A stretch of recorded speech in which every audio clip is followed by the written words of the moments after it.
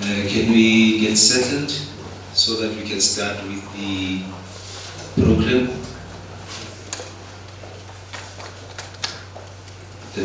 Can you please tell the colleagues to come in? We are about to start.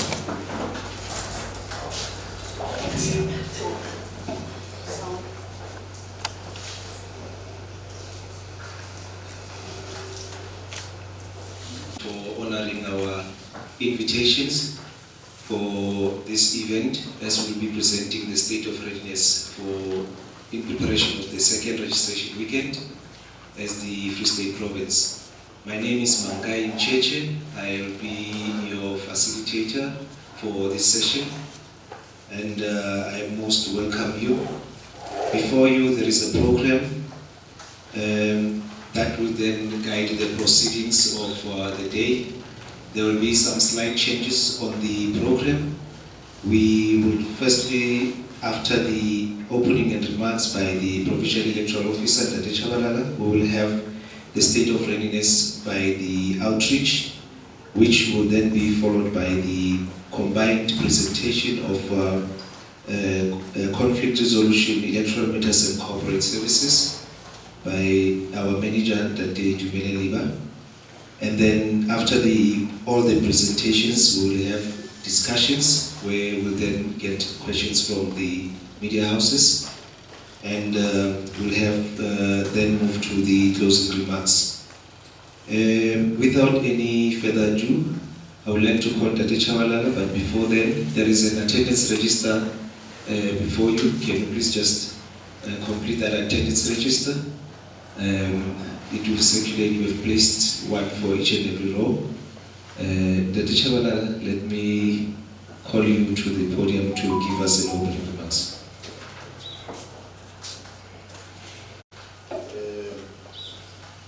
Thank you very much, Program Director, Dr. Mcheche. Good morning, ladies and gentlemen, and welcome to everyone. Let me start by also echoing what Dr. Mcheche said in terms of thanking you for taking time to attend this briefing session today. This briefing session will endeavor to address some of the announcements that we think you will find very interesting. We actually had a lot of content to cover, so we'll get started without further ado. We are very much eager to share the details and get your inputs on what improvements we can make. As our key stakeholder in business, your viewpoints and your insights count as much as anyone on the team. We hope you will feel comfortable sharing your thoughts as well. We have covered much ground insofar as our preparation is concerned for Program 2, which is registration weekend 2. We also had parallel programs running that preparation. As we are preparing for Reg 2, we also have to prepare for the by-elections in Manzupa, as you should know. These by-elections were held last week on the 27th, the 17th, rather? Yes, in Lady Brent. We also have to prepare for another by-elections, which is scheduled for the 14th of February 2024, which is going to take place in Nala, Waterville. So we are preparing for the candidate nominations, which were just concluded last week. So as we are seated here, we know how many political parties are going to contest for that particular by-elections. We also had to prepare for the targeted communication registration, TCR, for the Mangaung. Immediately after registration, we embarked on what we call the delimitation revision process, where we attempted to delimit some of the voting districts in a view to making sure that we bring voting stations closer to especially in those areas where we have new settlements that happen to mushroom overnight. And owing to that particular process, only 2 areas were affected, both of them in the Mangaung municipality, and they were all along the N8 as we move towards the Lady Brent road. We had to delimit 2 voting stations in Botshabelo and 2 voting stations in Tabancho. So all in all, we had 4 additional voting districts or voting stations emanating from the process. So sequel to that, we had to prepare for TCR, which took place last week as well, where we sent our foot soldiers on the ground, making sure that they inform those who have been affected by this particular process as a first thing. Secondly, to register those who are also affected, who they happen to find at home. And also we continued with our outreach and communication programs as we prepare for this particular registration then too.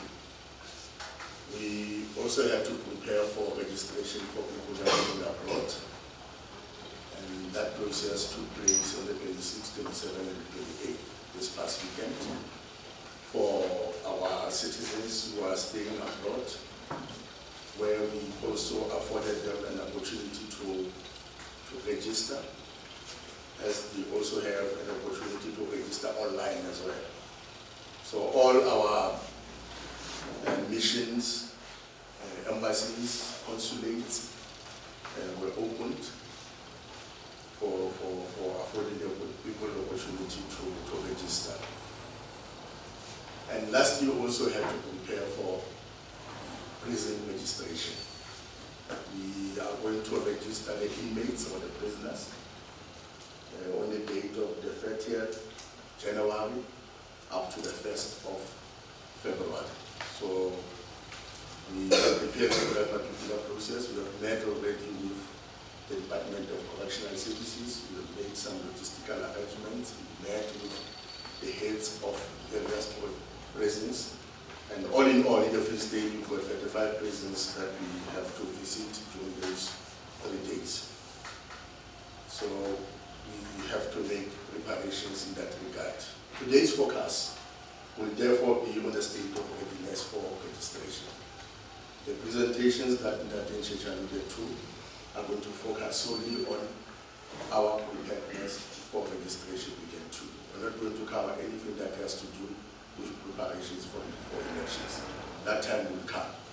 For now, the focus is on registration weekend 2 to make an in-depth analysis of where we are and the progress we have made insofar as our preparedness is concerned. So we'll look into the voting stations, all categories of voting stations, whether they are permanent, whether they are temporary, whether they are churches, schools, whether they are centers, etc., including those that we are going to segment our voters for, just to make sure that we have various streams within the voting station. So I must, from the outset, mention that we have what you call a center, and we also have what you call streaming. So in streaming is where we have a voting station, but it's not a voting center. The voters hall is going to be segmented into different categories so as to ensure that the lines go faster. But in terms of the voting center is where we have sub-components of the voting station. For example, in the school, we have various classes, 3 or 4 classes, where people will be afforded an opportunity to go and cast their votes. So we will look into that for today. We'll also look into the status of our voters score, where we are in terms of our voters score before it gets certified, because once it gets certified, it means the registration process will come to a halt. And immediately, the president made an announcement insofar as the voting or election day is concerned, then we will start with the certification process. So once the voters roll have been certified, then we conclude our registration process, like I said. So we'll look into the status of the voters roll in the Free State. We are also going to look into the registration staff. Registration staff in terms of the recruitment and in terms of their training. You will recall that we have already recruited staff for our various voting stations in the province. And these staff members were also vetted by political parties, because after each and every recruitment process, we present the list of the registration staff to political parties in the forum that is called the Party Liaison Committee. This structure is also there. We have a chapter in local offices, Municipal Party Liaison Committee, and also another chapter at the provincial level, the Provincial Party Liaison Committee. So we have presented the list of those staff that we have recruited for purposes of the registration weekend. So they have been vetted. So over and above those that have already been vetted for Reg 1, we are also going to present those that we have recruited to augment the numbers for registration weekend 2. So those are going to be presented as well to the PLCs. And we have rescheduled training for those that we have newly appointed. It's going to be a 2-day training process. And then we also have a refresher training, especially on the voting management device, the VMT, for those areas where we have identified some shortcomings and limitations in terms of the operationality of the voting management device. So we have identified those and we have scheduled the refresher trainings with the sole purpose of focusing entirely and making emphasis and paying premium on the VMT, how to operate the VMT. So the presentations are also going to cover the material distribution, where we are in terms of our distribution of material and what materials are we intending to distribute, to making sure that we have a seamless and a smooth registration weekend to come the 3rd and the 4th February 2024. So we'll look into the status of the VMT as well, in terms of the numbers, in terms of the functionalities, the applications, new applications that have been uploaded in the VMT itself, and any other matter related thereto. So we are going to look into that as well. And lastly, and not in any way the least, that the church will just outline on our outreach and communications program, and making sure that we inform people of this coming registration weekend, and the first thing, and secondly, making sure that they understand why they should register and why they should vote and why should they participate in this democratic process. Because this project is theirs and they must own it. I thank you so very much. Thank you.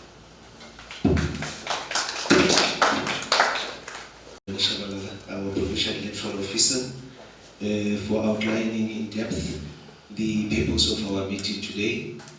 I'm sure the colleagues are now eager to hear more on what has been alluded to by the provincial electoral officer. We will then start with the presentation by outreach, as I've mentioned earlier on, and this presentation will then be followed by the second presentation, which will be a consolidated presentation for conflict resolution, electoral matters and corporate services.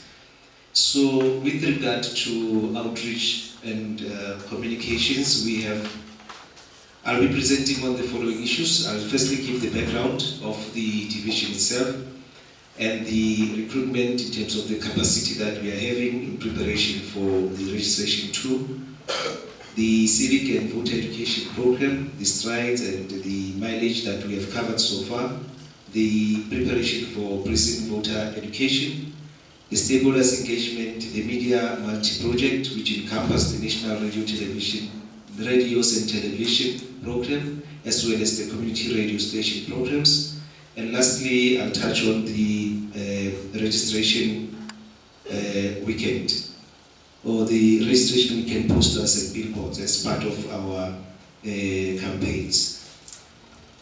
The outreach division is a division that is divided into two departments. We have the Civic Education, Research and Knowledge Management, which is CERKM, and the Communications Department. The Civic Education has three components in it. We are focusing on the civic education, which then educate the community on their rights and responsibilities. And the other component that we are having is the voter education, whereby now we then outline the processes that needs to be followed for one to be registered as a voter and participate in the process of elections. And lastly, the balloting education. This one focuses on how to vote or how to cast your ballot so that your vote could be counted. So as the Chairman has mentioned, for this period we are only dealing with the two components, which is the civic education as well as the voter education. Then after the proclamation of the election by the President, will then move to the balloting education, where we focus on the actual ballot and how the ballot should be casted. And as per the communication division, we are dealing with the multimedia projects as to how to engage the different multimedia platforms in terms of dissemination of our information, the campaigns and events, and lastly the stakeholder management. How do we relate and engage with our stakeholders as you are all here today? It's part of the communication division.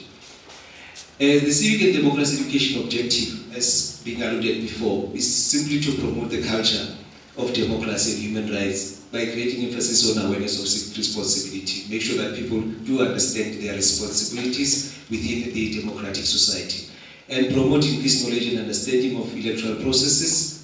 We, as Electoral Commission, we also teach them as to how the processes of of voting unfolds, so that people can be familiar with them. And then we empower those that where we have a low voter turnout or there is low participation, especially those target groups where we have for example, people with disabilities, the voter in remote areas, and the farming communities. And lastly, we then empower the electorate to participate in the voting process, resulting to decrease in number of spoiled ballot papers. This is then being addressed by the balloting education. As and when we engage voters with balloting education, we are trying by all means to decrease the number of spoiled ballot papers that we found during the voting process. With regard to the recruitment or the capacity, we have in our midst we have recruited the electoral staff or expansion staff in the form of the municipal outreach coordinators who are based at our locals or in our municipalities. And this also, these people are supported by the democracy education facilitators to facilitate the democracy education sessions and events to the community and those target groups. And specifically, we also have an official in each and every municipality that is appointed to focus on disability sectors. So we have an official that is dealing with disability sectors specifically to make sure that we are also encouraging them to participate.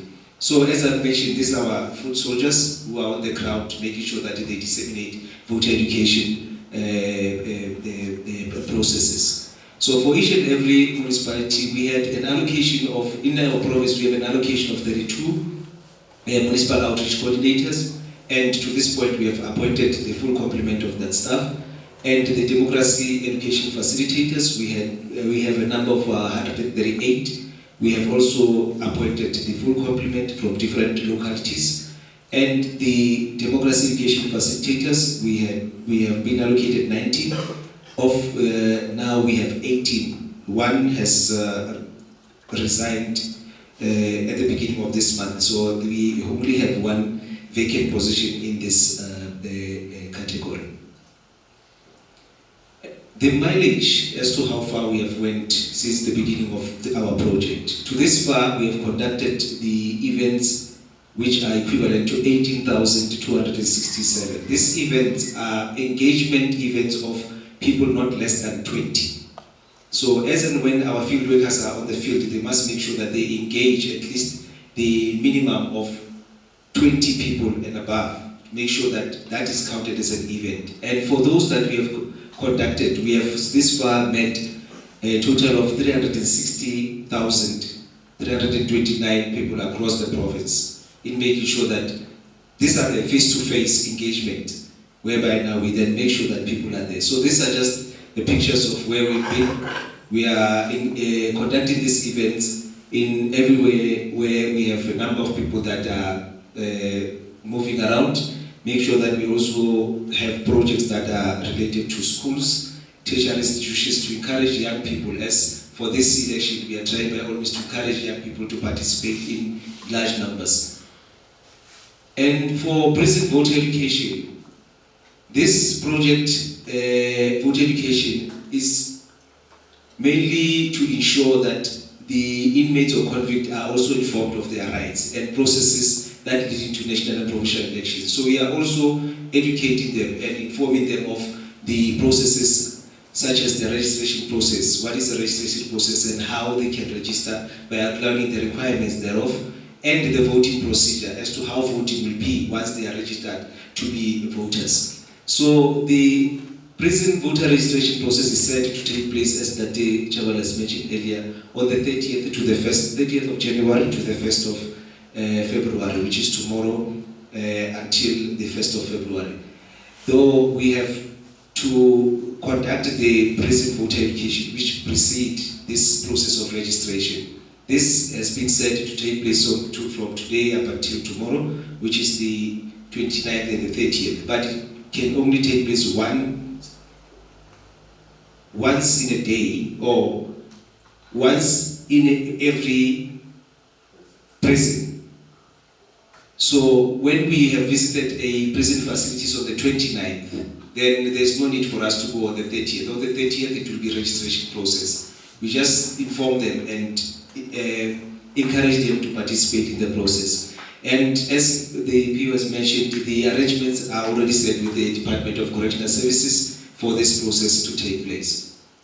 These are the list of stakeholders that we have met this far in terms of our preparations for the registrations. We have been in contact with the Department of COPTA, the Department of Education for the schools, and the speakers of the provincial legislatures, the members of the provincial legislature, to outline the changes that are coming for this coming national and provincial elections. The media houses, we have had the workshop earlier on with SANEF in outlining what is expected for these elections. The disability sectors, Free State, Agriculture, Municipal Mayors, and Department of Correctional Services. So these are the lists that we have met, but we are still going to continue meeting other stakeholders and making sure that everybody is involved. With regard to multimedia education, we have a national and radio station program, which we have with the SABC Education. In Free State, we are working with Readiness FM. We are having interviews that we are conducting, or educational programs that we are conducting on Sundays at 5:30, and the other one is on Monday that deals with young people on at 9. So with all the SABC radio stations, we are also having adverts that are flying as and when you have the news that will then inform the community out there that the registration weekend is coming on the 3rd and the 4th of February. And that also announced on radio stations. For community radio stations, we are having educational programs with the stations as a province. For now, we are still in negotiation with all the community radio stations to finalize our program. Once the program has been finalized, then the dates and the times will be confirmed, and then they will be announced. With this program, we are going to go beyond the registration weekend so that we can also touch on the final registration before the proclamation date by the President. The registration weekend posters, we have received as a province a total number of 20,832 posters. This amounts to 12 posters per voting district, which will then be mounted. We are already done with the mounting of these posters, which started on the 19th to the 21st. As you move around the towns, you see that there are posters that state that registration will be on the 3rd and 4th of February. And these posters will be down immediately after the registration weekend, which is the 5th and the 9th of February. Across the province, we also have 11 billboards that bears the same message of the registration weekend, and the 9 wall murals that are within the province. So this is as far as our campaigning is concerned. Then just lastly, I thought maybe I should just throw this thing to you by the window, take this opportunity to say we are also in the process of election observation, and the interested parties which needs to observe the upcoming elections, registration or application process is open, and they will close on the 29th of February. So we urge everyone or every organization that has interest in making sure that they want to observe the upcoming elections to submit the applications before the closing date. The applications are submitted on our website, which is www.elections.org.za, and this is the page of our website. At the bottom there, you see that application. There is an icon that says application for observers, so they need to click there and submit their details, as well as the number of observers that they want to register for the coming elections. As far as the preparation for the registration weekend is concerned, as a division we are ready and we are waiting for the 3rd and the 4th of February. Thank you very much.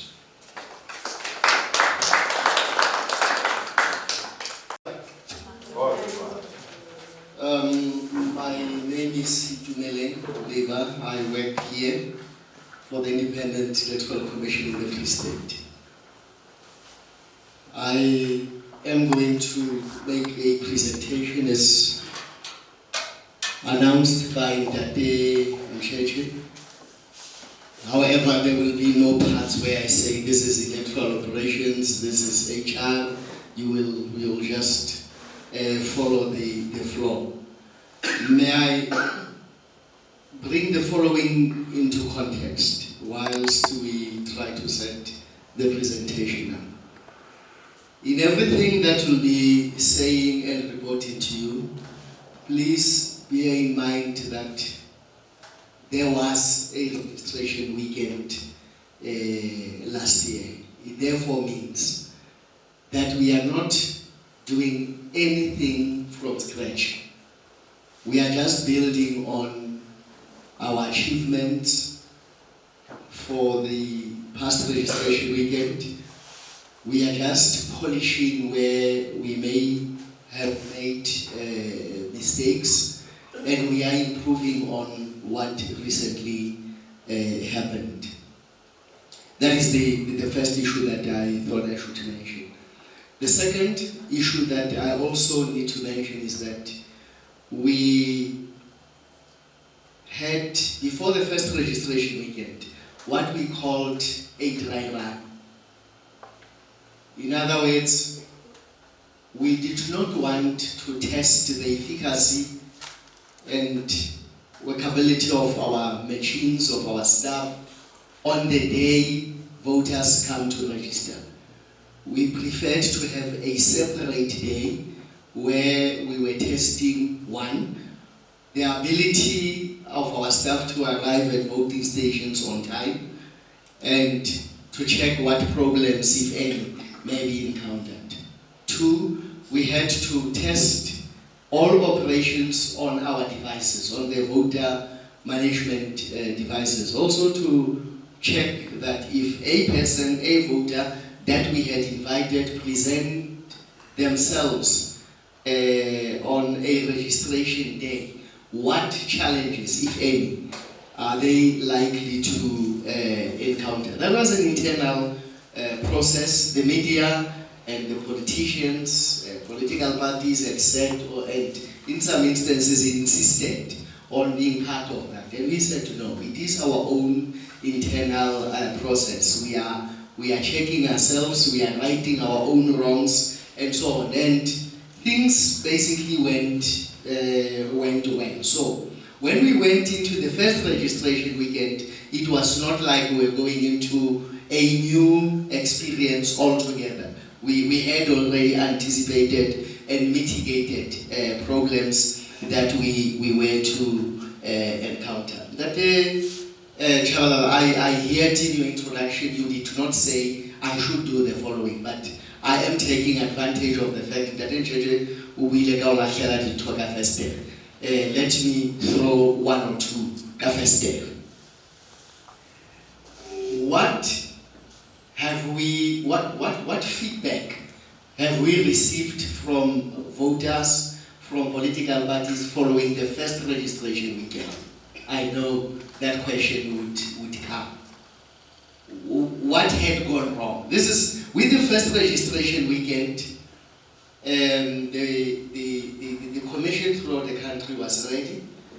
We had operation center functioning very well. We had informed all our staff throughout the country that Saturday and Sunday were normal working days and everybody had to report at work. The SEPs and other sister government departments also had their op center at 10,111. They were attending basically to the security side of what we were busy with. On that day, as the province, we received no single call from any political party raising any concern. When no party calls you, when a representative of a party says absolutely nothing, when there is no complaint, you either know, one, that things are going very well, or that a political party is not on the ground. But on that, during that weekend, absolutely nothing was reported by political parties. And the police reported the following. And I'm saying the police because they report on anything and everything. They reported on one or two instances where a colleague of ours was involved in a car accident. Not a fatal accident. A car going over the edge of the road and staff not being injured or seriously injured. One case. They reported on the eve of the registration weekend, not on the day, on Friday, that a pole centering or anchoring one of our tents was stolen. But when we appoint a service provider where we have a tent, we also say to the owner of that tent, please guard your own tent. Please protect your own tent, because you can't expect somebody else to overnight protect your property, and we pay for that service. So in this instance, the owner of the tent neglected to protect their own tent and ended up having that anchor pole being stolen. But it was replaced in no time. So we had an instance, two specifically, in farming areas where snakes were found in the vicinity of the registration station. Snake is a snake. It's one of those things that it just happens. But those who were on the ground attended and swiftly dealt with the situation in the best way they know how. Lastly, we had extremely isolated cases of service delivery protests, not linked to the IEC work, not linked to the registration weekend, but linked to other things. And the public finds creative ways of highlighting issues. And the platform of the registration weekend came in handy. You may know that along the N8, there was a blockage of traffic on a Friday on the eve of a registration weekend. And it was because they wanted the properties, their sites, the informal settlement to be officialized, but that was attended to. and we're never prevented from doing our work on that Saturday and Sunday. There were also 3 instances or so in the Eastern Free State, in Kwakwa, where people had a problem with water, this and that, and then the road was blockaded just before we started in the morning, but with time, those were cleared. By implication then, it means where on registration weekends you had those blockages, they affected our ability to open the registration stations on time. There was also a case of assault, but the police are looking at that.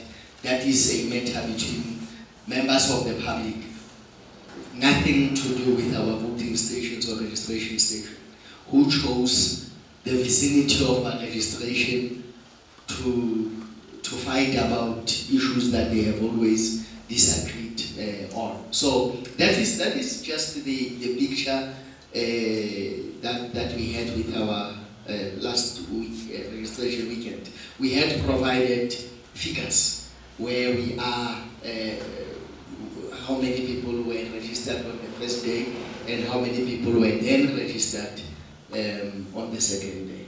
Now, today or this morning we'll be talking only about those few matters that Echalala mentioned, basically all of them in passing, of course, when he was sensitizing you on the issues that we'll be talking to.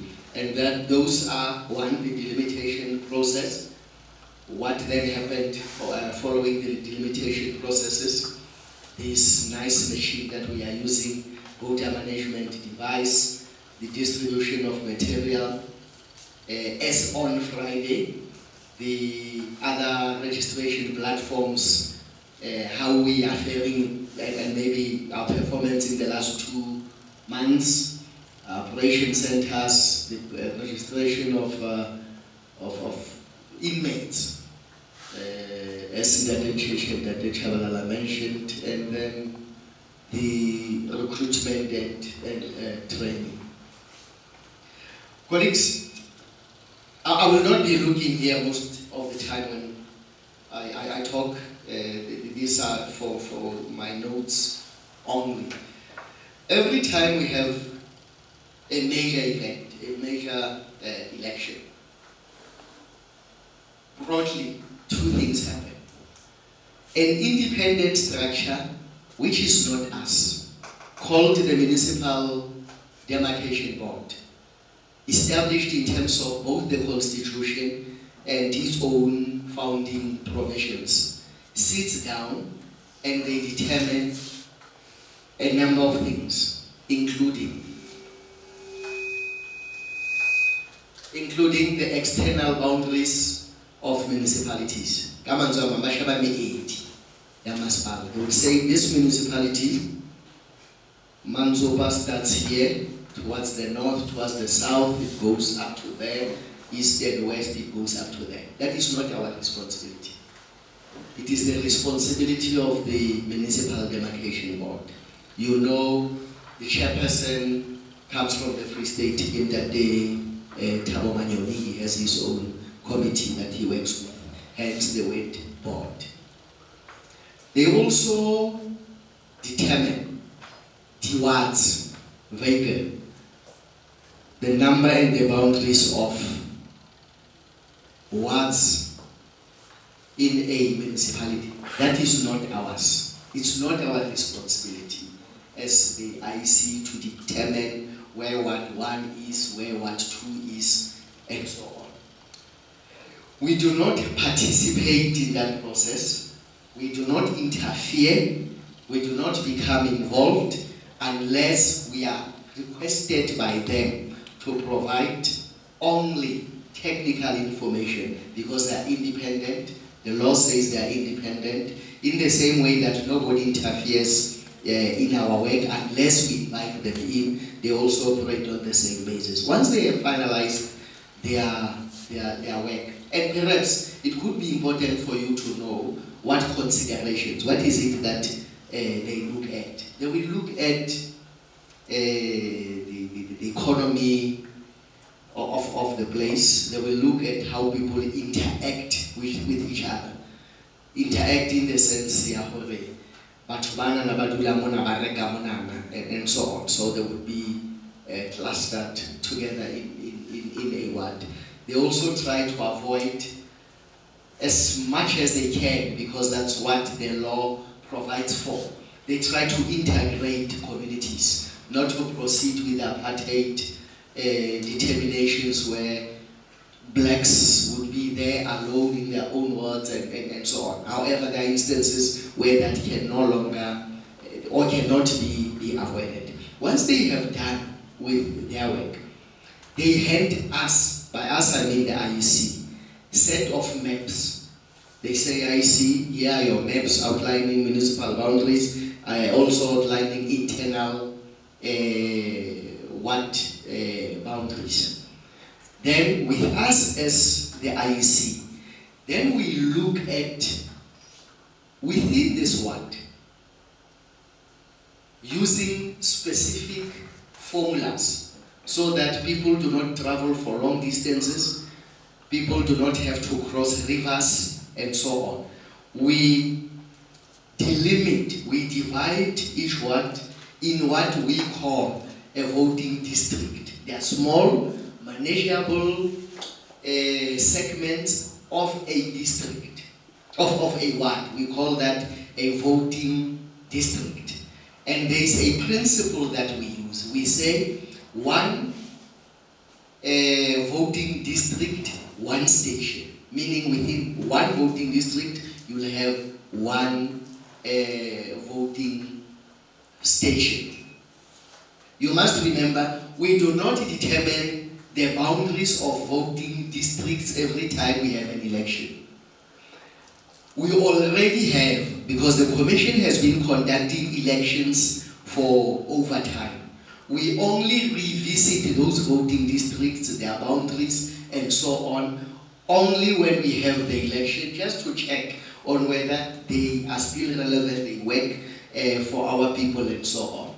And when we do that, we do not do that on our own.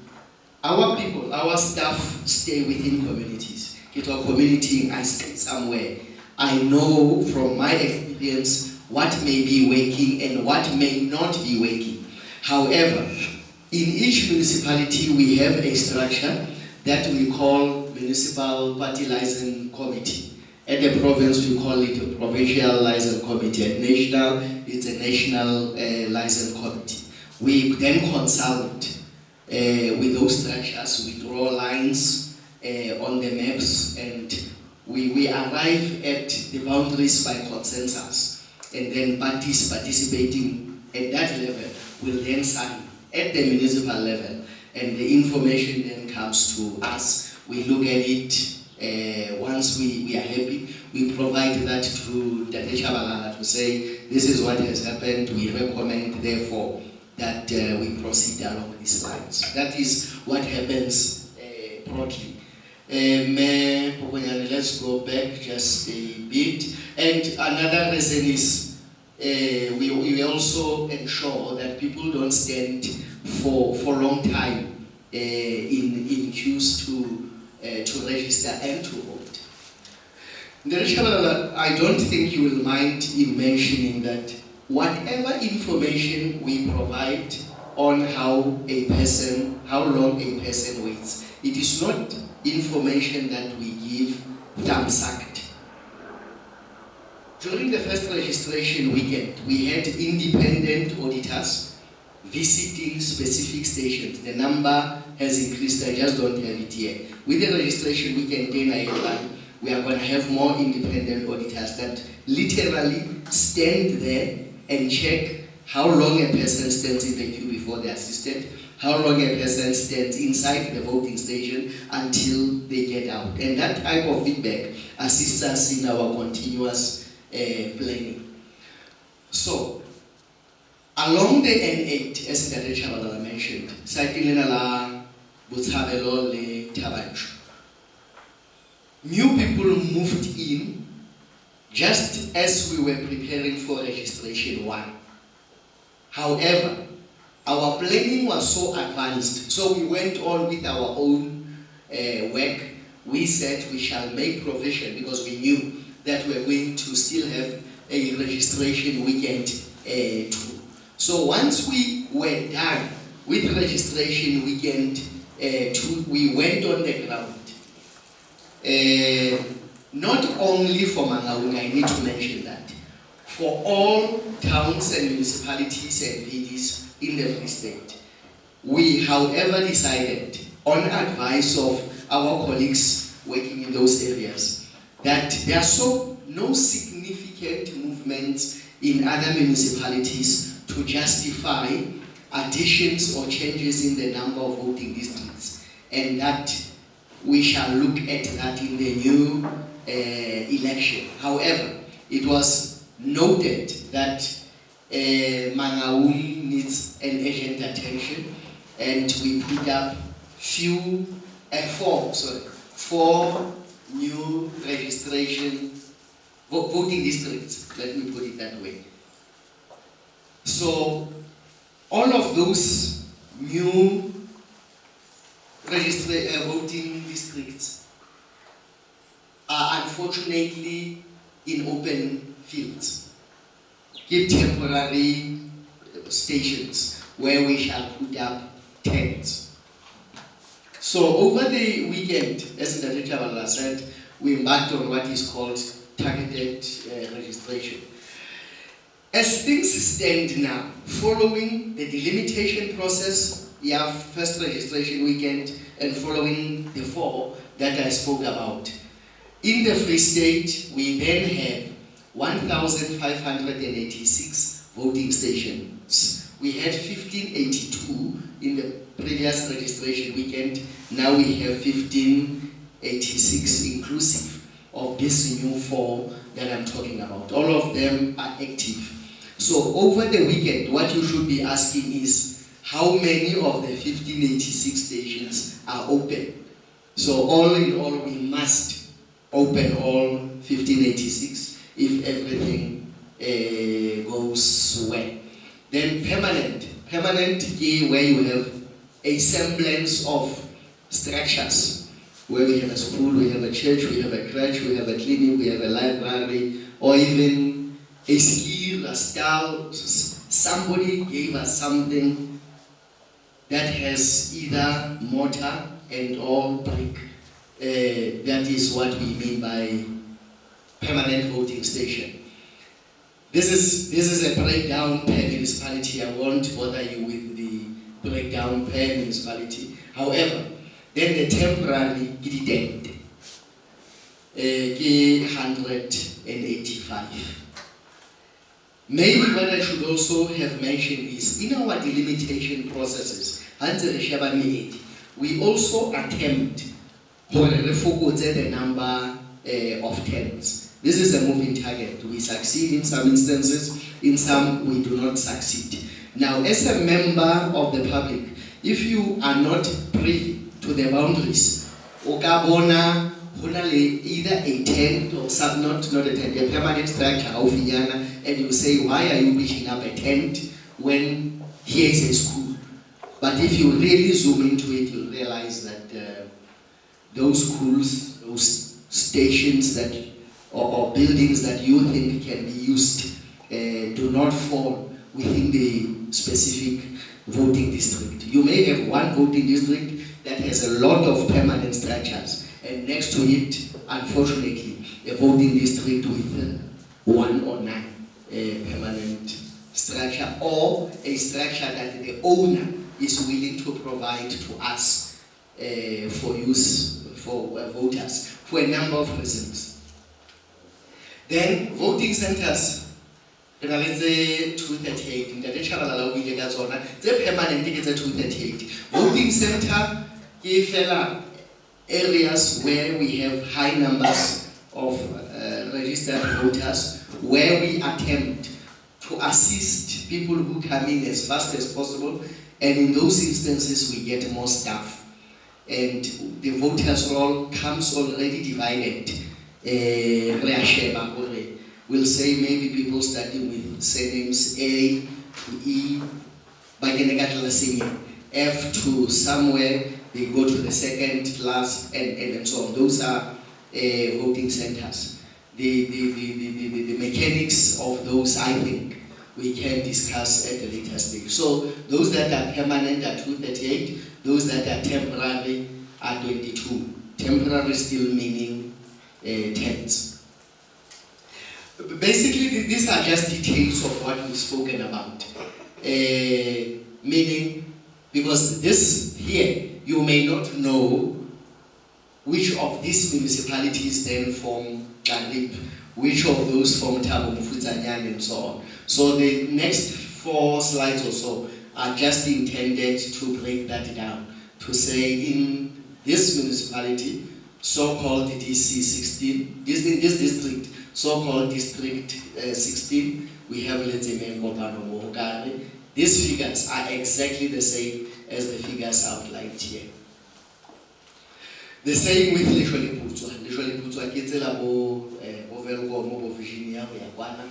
These are the number of voting stations, and these are the temporary, these are the permanent, and so on. These are the municipalities that fall under Lisholi Putswa for those of you who may be interested. And then we have Thabo Mofutsanyan going east. These are the active voting stations, the permanents, and so on. Fezile Gabi up north, Kronstadter, Metsimaholo Popular, and so on. And then we have our own metro, with that being the number of voting stations and so on. You will see during voter registration 1, we had 378. This is the 4 that we are talking about, and this also affected the number of temporary voting stations with that 4 that I spoke about. Now, again, I made a mistake of not bringing the VMD to this meeting. I apologize. But I assume that a number of you had an opportunity of seeing it. It is, Pilukwa, we used to use that elongated device, a scanner or zip, in the one that used to produce a slip or a sticker that would affix on your ID. That technology served the Commission well at that time under those circumstances. The Commission has bought and invested a lot of money in the voter management device, aka VMD. It is basically a nice tablet that we use with those relevant applications that uses data like your cell phone and your tablet and so on. You will see, I'll take a few examples. We say, let's take, let's say, Meng, maybe, and Dikhabeng as examples. Let's say Meng and Dikhabeng. If you go here, we say, let's say Meng has 22 voting stations, Dikhabeng has 79. Let's say Meng 22, Dikhabeng 79, just as examples. 22 and 79. Then here, let's say Meng, we have given allocated 29. Dikhabeng, where is Dikhabeng? We have allocated 100. The point I'm trying to make there is we have allocated to each municipality more voter management devices than they require on a day. We have provided what we call a buffer. The reason is, in an unlikely event that this machine cannot function for any reason, either it has not been charged, or it's stolen, or it's lost, or it's broken, we can still open a station and have a VMD allocated. Then we have allocated 1,927 voter management devices. Each municipality has a buffer.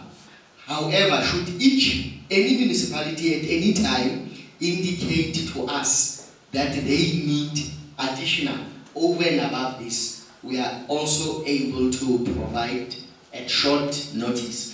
If you look at the difference between the number of VMDs that we have allocated and the number of voting stations that we have allocated 341 voter management devices, more than the number of voting stations that we have. This slide we did not make. It was sent by my counterparts at the national office on Friday. They sent it to us. So I thought I should share with you to say, you don't have to look or concentrate at others. They say VMDs ready, and I'll explain why they were saying by Friday last week. The percentage of VMDs that are ready. They were saying, this is national office, they are saying by Friday, the number of VMDs that I spoke about, 92.9% of those were ready. But readiness in this case meant those that are not here had not been fully charged. So by Friday, this was the status. We said to colleagues, please charge all VMDs. All the software is uploaded on that. What was outstanding was basically charging. So by Friday, we were left with 7.1% of the VMDs that had not been charged. And the picture has completely, I know for a fact, has completely changed. Now, what is it that the VMD does? For registration weekend, let's forget about elections. For registration weekend, our staff member gets at the station. They arrive at the station. Then the first thing that they will open it. They will open, and when you open, they switch it on. Then it will prompt them, your ID number, and so on. So they do this voting station monitor. On the device, there is something that says, please open the station.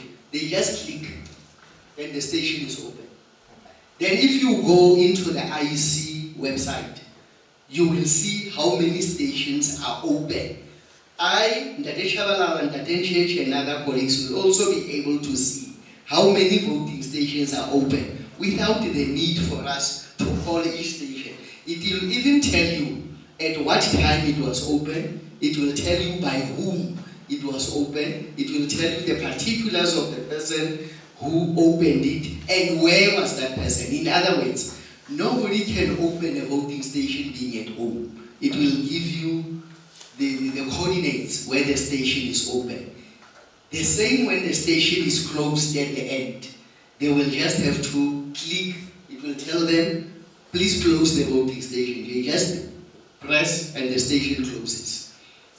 Then the second functionality that we'll be using is staff attendance. Those of our staff members who will be at work on that day, they go to an app that says staff attendance. They just click, they scan, is it scanning?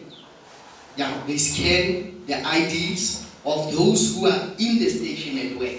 It registers attendance and people are paid, not immediately. We are running away from that old practice where people have to sign documents and so on. And then the third most important functionality is voter registration. When you come, you want to vote, we take your ID or we punch it in. You give us an address. This machine will give us a map of your house, will give us a map of where you stay. Even if you stay in the bush, you must just tell us where in the bush.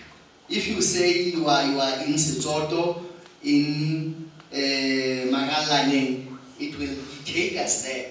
It will give us a map and will ask you where more or less in Magallanes on this map you stay. And you say here, we click there and it locates you there. So there is no chance of anyone being registered in a wrong voting station where they do not stay unless you had given us that information. Remember, we do not require proof of registration. You just have proof of residence. You just have to tell us where you stay. All material has been delivered. Last week, on Thursday, we had a Zoom meeting with all our districts and all our staff. Material is with them. So there is no material that is at least not at a local office. So we have nothing that we still have to give from the province. The warehouse, the provincial warehouse is empty. For registration weekend at least.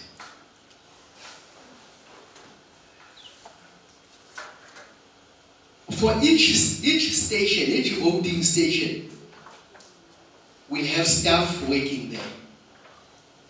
At the same time, we have, for a cluster of, say within a ward, we have appointed what we call area managers. Area managers are responsible for a collection of a number of voting stations in their area. And you will see here, these are the number of wards that we have, 390 in the province. And we have 360 area managers, meaning we have given more area managers than the number of wards because other areas are bigger than some. Colleagues, and maybe you will understand why there is so much emphasis on a registration weekend. But that is not the only platform that voters can use to register.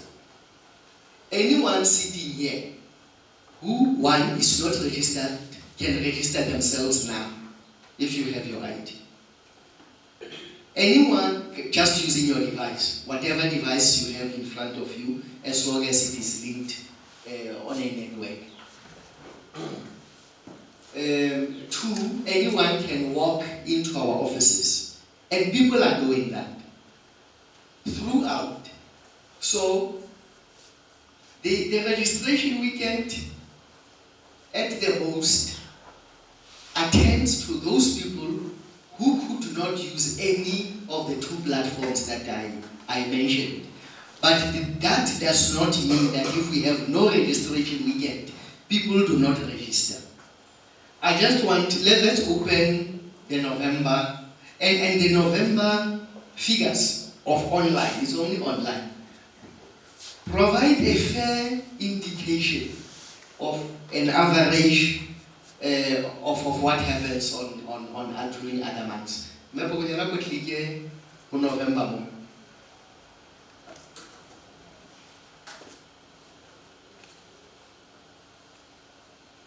This is just an example. I could have put up as many months as possible.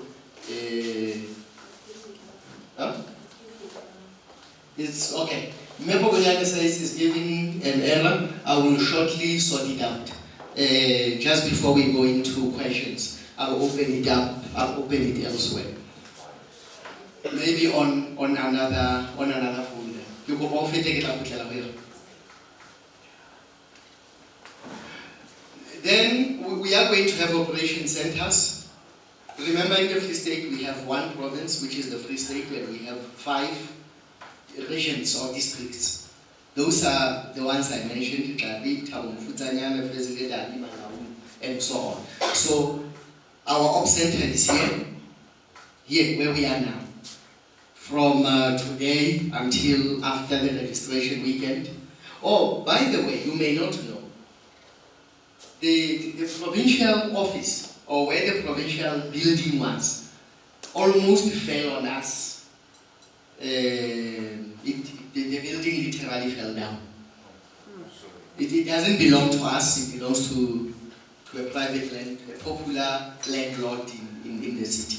So we are working from different places, but we have secured space opposite here, the University of the Free State, at a place that used to be called Mutual Building, will soon be there.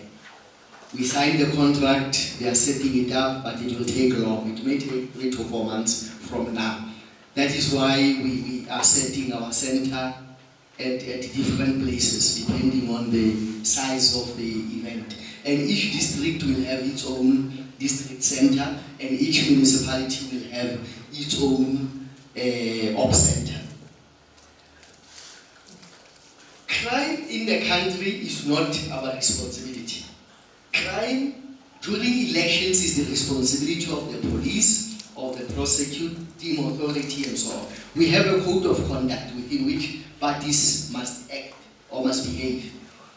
But we are also saying other problems may be sorted out without a need to call the police. If 2 people are fighting here, or this leader is fighting that one, we just intervene, and we have appointed a provincial conflict resolution coordinator who is assisted by 5 regional conflict resolution coordinators, and so on. And closer to an election in each district, my prayer would be that in each town I must have what is called a panelist, a conflict panelist, somebody who will on an informal basis, when these small pockets of violence pop up or misunderstanding, can just walk there, explain the situation and resolve it, whatever may have occurred. But if we are unable to do that, we call the police. There were 2 references to inmates' registrations. Just to remind you, during this year, there was an august person and other people who went to the Constitutional Court to say the Commission is discriminating against prisoners. And then the court then decided or resolved that the Electoral Act must be amended to accommodate the registration of prisoners. Prisoners register, prisoners vote, but only for national and provincial elections and not for local government elections. Hence, a report that we are on the ground. In some instances, vote education has been finalized, and on the 30th until the 1st of February, we'll be physically registering them. We have teams. We already know in which center or in which prison how many inmates are there. We have interacted with prison authorities. They have undertaken that in each center they will inform the inmates willingly, of course, those that are willing to participate, that the IEC will be here. Please contact your families to bring your ID books if the ID books or cards are not with you. We have had several interactions with the authorities. The last interactions were this morning, and everything is going smooth. Like all registration processes, the inmates or prison registration process will be observed by political parties. Political parties are not excluded. We requested the authorities, they have agreed that political parties will go there, will observe the registration process, respecting, of course, the security protocols within each prison. They have given us a long list, those in authority, of what security measures we need to observe. And key amongst them, no pictures, no colors of political parties, no campaigning in prison, and so on. My wife works at the prison. She said to me that Friday, you know, if you want these people to register in numbers, send ladies. Yeah, she said that to me. She said, no, if you really want them to register. She said, inmates are curious people. So that's very stereotypical. Yeah. Because there are female prisons also. Yeah, then send me. Yeah, yes, in those prisons that have a lot of or only females will send good-looking, well-built, and I'm advised that they will have high. If you send me, you'll have no registrations. The same with. And requirements for an inmate to register are exactly the same as the requirements for you to register. That person must be a South African citizen. That person must be 16 years at least. Register at 16, you vote at 18. Possess an ID book, ID card, or a temporary identification certificate. Register in person. You don't send somebody to register for you. Now, they must give us an address. They do not give us an address at Congo. They do not give us an address of that prison. If you are at Grootvlei, that Grootvlei prison is not your address. Your address, as we say here, it will be a municipal voting district of the municipality where they resided prior to being incarcerated. Where were you staying before you came here? Remember, if you look at the law, electoral laws, both the Municipal Electoral Act and the Electoral Act define an address. And they both say an address is a place where you return to after a short absence. So after that absence that you were in prison, where do you go back to? If you were staying in a street, it's fine, whatever address, but you will not give us Grootvlei, because that also has implications. If on an election day, you'll still be in that prison where you are incarcerated, but you gave us an address of where you came from in Gauteng, there are implications. So we'll have to have that also clearly determined. These are the number of staff, colleagues. Per municipality, how many staff members we have recruited, how many we have trained. The National Parliament spoke about vetting. There is no staff member that we appoint who will be a surprise to political parties on an election day or on a voter registration day. We submit the names of staff to MPLCs to PLCs. In other words, a member of a party sitting at Ihlabeng, as authorized by his party, will have an opportunity to go through the list and say, this name and this face is active in that political party. I have seen this person answer door to door, giving out food parcels and so on. And then they raise. That is why we always say that when people say IEC staff, take sides. Or now, which IEC staff? Because even at the point we were appointing, we gave you the names.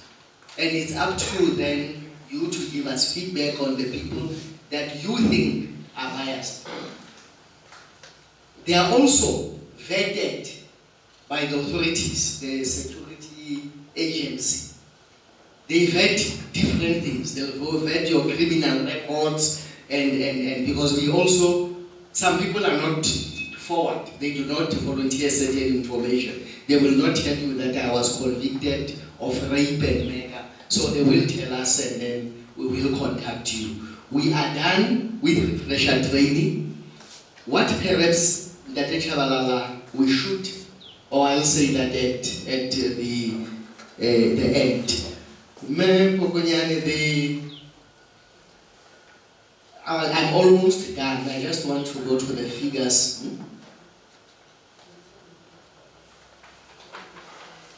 Yes. I just want to give you an indication of the central level.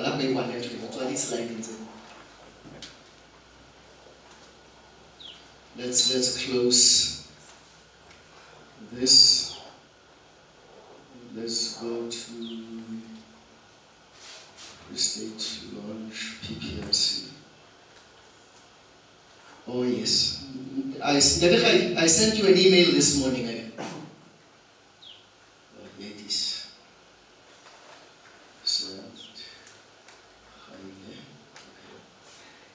If this can't open, then I just want to give you an indication of walk-ins.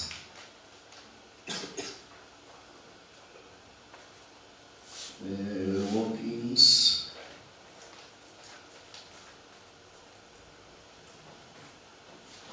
Or those people who choose to register themselves. Just every month. Okay, let me take this month. I hope this one opens. Technology is failing. Dadega.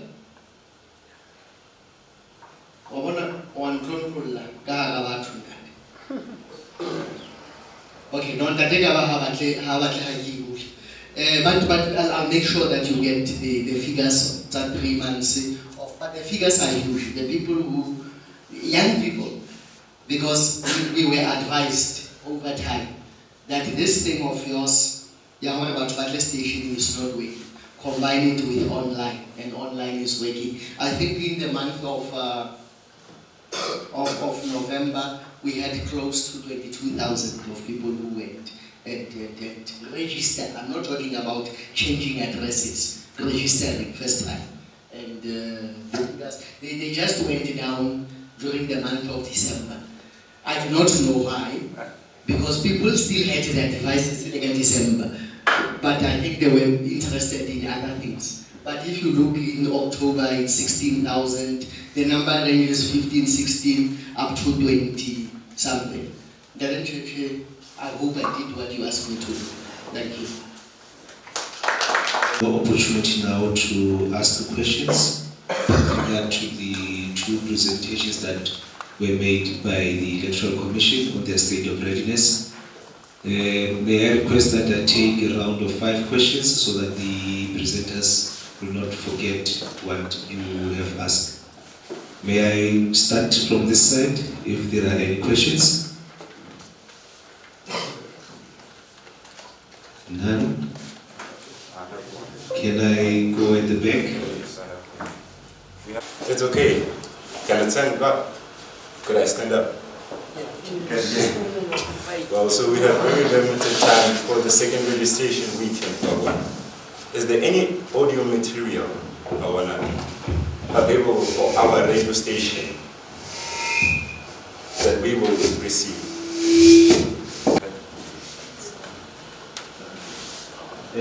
Okay, your question is noted. Thank you very much. There was a second hand somewhere there. Printy on a totally, I want to move to not anything you can do. Officially, I will not apply from any but of an cities. Thank you very much. I think I will start with the question. Yeah, what Ndaka just said. When I was listening to the presentation, I would the one that was focusing on the issue of communication as and multimedia. Yes, I heard that they are working already with the community radio stations because I'm still in negotiations with them. And then what that just mentioned, the issue of print. We are coming from the issue of your digital space. When we come over here, we capture this and then we take it out there to the people to say IEC is now here. But we don't seem to be getting maybe empowerment or support, because you mentioned on your presentation that there is that contract between yourselves and SABC, and we see that right now SABC does not attend your things like this, but we do attend them, and then we are not given any means of support. And the question of us growing, it's still questionable to say how are we going to grow if the very same IEC that is inviting us is not able to invite us to support us? That's the first question. And the second question I'm having is the issue of how many businesses, since the start of your voting registrations and so forth, has they been empowered in this province in particular? And I'm told that, as I was listening to Dr. speaking about that the gadget that is able to tell us when is the voting registration open and all those things. What if we are facing the issue of load shedding or network crisis, which happened on the last day of last year on the voting registration? Because I remember it was Sunday when most of the people were complaining that they cannot access the network is down and all those things. Yeah, I think I've tried. Please don't supply us. Please don't. Everybody else is asking. I just wanted to ask about the 4,746 recruited staff by the IEC. Are they recruited for only the second registration or also for voting, or even they come from the first registration? Okay. The questions are quite fair, in my view. This one is yellow shade. The gadget, as long as the battery is still operating, irrespective of load shedding and network, works perfectly, even on the so-called offline mode. I mentioned that we had a dry run. In fact, we instructed our colleagues, when they did a dry run, to go to the most rural areas where there is no network. We instructed them to go into basements where there could be problems, to go into lifts and all sorts of places. It's as soon as you get into an area where there is network, whatever you had used gets updated. I can register you on an offline mode, and not a long time will lapse between when you register, even when there is no network, and the moment you receive a WhatsApp that you are registered. A number of our colleagues would also be come up with innovations and hotspot the gadgets and so on. So our biggest problem would not be network, would not be load shedding, would be the battery. But what we have also done over and above instructing colleagues to charge, and sitting here, I'm able to see the status of each battery live on all our machines. But over and above that, we have provided extra batteries spare for each gadget. The lifespan of that gadget has been said to be closer to 9 hours at the West. So we are monitoring that very, very well. I personally regret that at some point, when we were training our staff, we mentioned the word offline. Because in our business, the word offline does not mean the same with the same word being used in other government institutions. Meaning if it says offline, you must go home. Here, even when we are offline, you can still register, you can still vote, and still be able to see when you are attempting to vote twice. The staff, thanks for that question. We are maintaining continuity. If it depended on us, everybody who worked registration 1 should be employed now. And that is an instruction we gave. Unless where people resigned, they said they are no longer available, or we had to get rid of one or two for the number of reasons, including misconduct. Remember, we are also investing a lot of money training them. So it's in our best interest that we have continuity. It's also better if a person who was here for registration 1 is here for registration 2 in the same station, is also here for an election day, because they are familiar with the processes, they can even remember faces. But you were here, this is how you assisted previously. The only difference is on the 3, we'll just be adding when we move into a PCR paper, which is a voting time. That will assist with others, including procurement. Yes, empowering. Thank you very much, and thank you, colleagues, for those questions relating to the business side of things. Where do I start?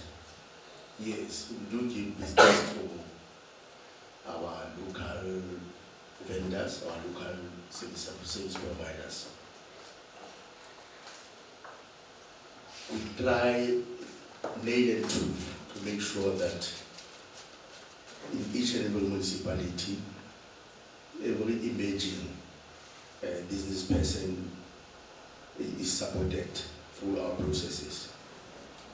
That's why we even devolve our budget to localities so that they can do their own procurement using their own service providers. But when it comes to media, we are so centralized, it's not fun. It hurts actually. We have what you call the media buyer, which is a service provider that has been secured from national office to take care of all our procurement insofar as media is concerned. But I've taken heed of the patients, especially from Date representing local TV, and the other one was also from Date over there representing the print media. I would therefore request both of them to write me an email outlining those concerns, because those are the things that I want to address about national office. Like it was succinctly said that you support us and we should return the favor. We should also support you. It should not be a one-way traffic kind of a thing. It must be a win-win situation. So that's why we are trying to do that. So if I can get those emails and then raise those issues sharply with our principals at national level. It has been my cry all over the year, throughout the years actually. You can ask about that it's all about that it's also. Where is it? That our media, especially local media, is not fully supported. And that's the thing that we must address. It was maybe an oversight that the church doing from our side, that the focus was only on community radio station. We forgot about print, for some reason, I don't know why. Maybe it was because of this media thing, media buyer thing, I don't know. And in between the media buyer, I was told that there's another middle person that is who will assist me. There's another middle person which I also want to eradicate, because if you have a cake and then you give it to a media buyer, he's going to take a bite. Now if he's going to give it to another media person, that person is going to take a bite as well. So by the time it reaches the intended recipients, it's absolutely nothing. It's next to nothing. So that's another thing that we also want to address. So I humbly request that, please, let me get those 2 emails. That they said to represent the digital print, the print media. And then that is from Central TV. The other day I had a discussion with One Free State TV. Am I saying correctly? Yes. One Free State TV. And they raise the same issues. But if I can have them in writing, so that I can address them at my level with my principal. Thank you, Dr. Chabara. The last one is that of the all have it and then make use of it. I'm not sure if there are any other questions. Okay. Can I have the two I'm Patrick FM. I'm attempted to speak. I had already raised an issue with the Chabalala. Yeah, the media, how procurement was done in terms of the interviews at IEC last year. IEC gives money to a certain company in Joburg, and this company procure to an institution like National Community Radio Forum in Kimberley. Now these people in Kimberley, they phone us as community radio. They don't even ask for quotations. They decide what they're going to pay you so much. That's point number one. They decide what they're going to pay you so much. And the next thing they would promise or will pay you on the 15th of December, which is within 30 days. But then it will never happen. The payment will only be done in January. So I thought I raised this with the people who are man. Something is not working out. And I'm listening to the colleagues who are saying they are not being given business. I think it's purely because there's a lot of locals in terms of the money going to this one, going to that one, which would, if it was to happen locally, maybe the office at IEC, there would really be an opportunity for some people. So please, it's long overdue. The deliver is long overdue. It's very serious. Thank you. Thank you for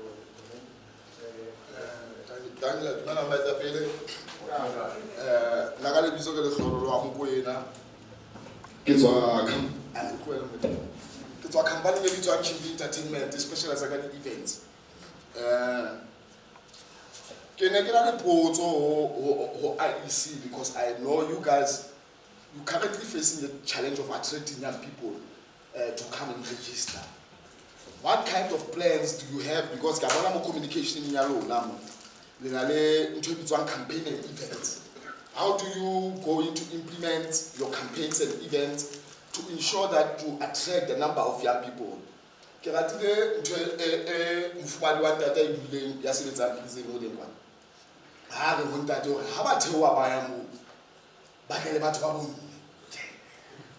So, because we are living in the entertainment space, in the creative sector space, we know what is it that young people want. Like if you can check during years ago, I was Brenda Fassi, like you do, but the faces of campaigns. To go out there and interact with the communities and mobilize people to gain an interest to register and participate in the elections. So I need to understand Lola IEC provincial or plan like because very crucial in our province, like Oxen, Chukado winner. It's a rugby World Cup winner. Imagine that kind of a person on the social media, IEC, every Friday where he engages with young people and tell them to come and vote. We're going to have numbers. If you can get people like Bobo, the faces of the campaigns. You understand? Those are the people that can contribute more IEC to attract young people to come and participate in the election.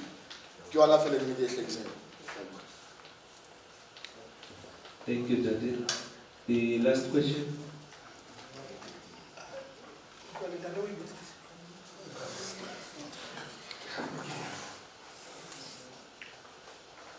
Yeah, Oh, we are fine. Yeah. Okay. I think there's one question.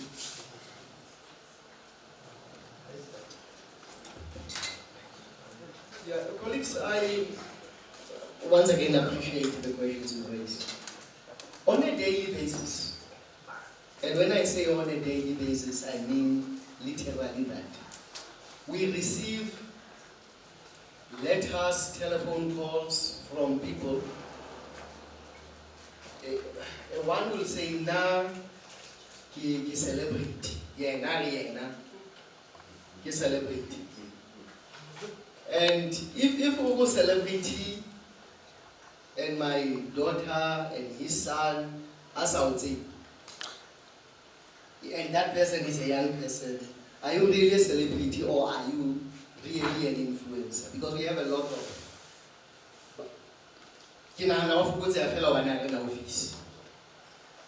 Emum wrote us a letter not long time ago, just one example of the name. Abata with a soccer tournament. Romotua Sabata with a soccer tournament in partnership with the Guy, the Fanaga, Awadi, the Fana first prize, second prize, Emueta Netbolo, Emueta tennis, Wow Saulela, it cost 100,000 also Tapatala. Those things are not, honestly, they are not sustainable. The same with the actual registration of voters. We have people coming in, in our software that we can use to register voters, or really the so-called address. When we really have the network, we have the apps, we have the equipment. The point I'm trying to make is, we encourage people well on time to submit sustainable proposals. We also understand that some proposals say it's an effort of your hard work and innovation. And we can't go around sharing it with other, especially how we say on submitted and unsolicited. This thing may work, we submit. Other people do that. They submitted unsolicited. We discuss it, we make recommendations, we send it to our principals at national office with recommendations. If you have something that may work, give it to us. Say, this is what we are submitting before you. This is how I think it will work. It may just work. However, some of the work and most of it goes out on an open tender or on an RFQ. But remember, when these things go out openly, you submit or you compete on exactly the same things. But the difference is on innovation, where put it in writing, and a number of people are doing that. Give it to some of us. And Datin Cheche had a meeting with one or two people recently. I saw he wrote a report, he gave it to Datin Kabala, that this person or this group of people came to see me. He met them. And this is what they suggest, and these are my recommendations. So our doors are always open, especially on issues of innovation, where you are welcome to do that as well. Thank you very much, Datin Cheche. Thank you very much. Thank you very much, Datin. Colleagues, I think we've come to the end of the session. If there are no other questions. Oh. Can I have a last one, just for clarity's sake?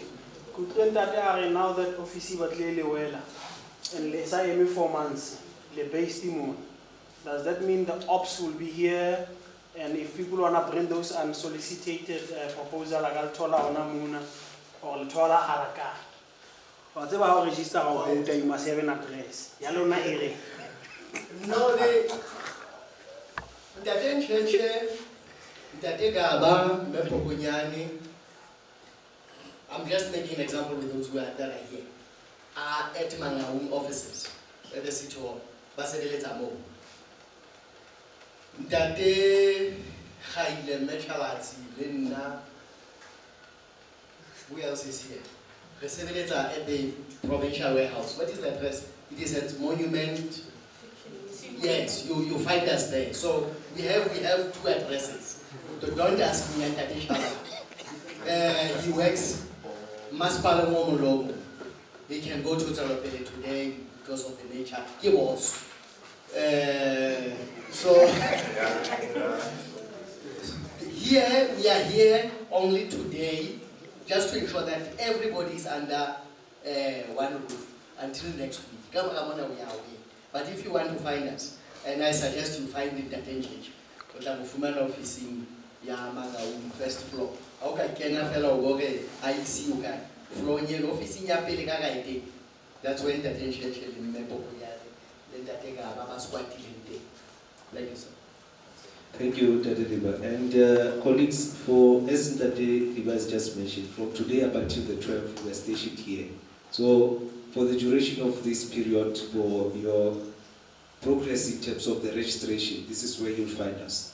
So, if you need an interview, you need to inform us accordingly on time so that we can then make preparations and then you can be awarded an opportunity to have that interview with the management for registration processes.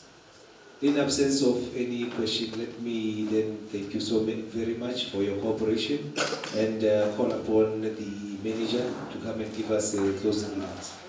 Then after the closing remarks, we have prepared something for you, the refreshments, so that we can have something before you. Thank you. Thanks. You've been a wonderful host. The staff was happy. We honestly appreciate that. I made a mistake in the NGH. You reflected as soon as you stood up. How did you open the NGH change your program? Who presented a big?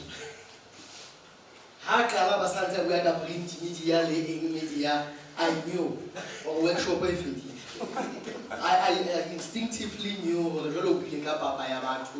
because you can't work on an empty stomach, on a serious note. I'm here, I get paid. It's also a very difficult environment that you work in. If the slice of the cake is this small, you can't make it smaller and smaller. You'd rather keep it as small as it is and increase the number of people who eat. So we'll have to look at that. Colleagues, I suspect we are going to have a beautiful registration weekend. I have no doubt. I have no doubt that the numbers that we had for our first registration weekend are going to be surpassed by the number of people who come during the second registration. From the bottom of our hearts, we appreciate your contribution. Wherever you are, in your small corners, you are making a difference. You exist because you have followership. There is 1 or 2 people who have confidence in you, who use you as their source of information, and there is no reason that we can't use you as well. For those of you who may want a one-on-one or a group interview, Dr. Shabalala is here.